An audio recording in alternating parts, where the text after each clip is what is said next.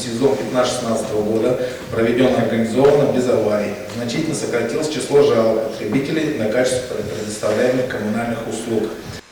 Халык айрым канагатьсезлек белдермәсә, Нурлат җылылык шелтәрләренә 9 миллионлап бурычы була торып 41 котельняны көз-кыш эшләтеп чыгуы бердә җиңел түгел. Җаваплылык та зур. 500ләп берәмлек кулланучыга хезмәт күрсәтәсе бар. Шуңа да ремонт эшләренә биредә яздан ук керешкәннәр. Кулланучылардан бурычлары булган Нурлатгаз идарәсе Промачистка җәмгыяте җитәкчелеге дә киләсе сезонлы бәла казасыз уздыруга йөз тота. Все работы до 27 августа сезон завершен. 25-27 августа.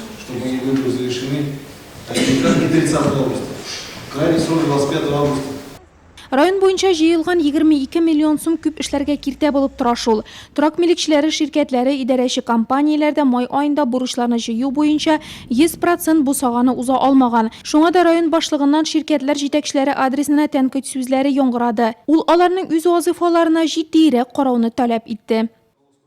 Задолженность населения более одного месяца по состоянию на 1 июня 2016 года составляет по ипотекоснабжению 8 миллионов 171 тысяч рублей, по водоснабжению и водоотведению 3 миллиона 895 тысяч рублей, по воздуху 799 тысяч рублей, жилищные услуги 8 миллионов 434 тысячи рублей, прочие услуги 1 444 тысячи рублей.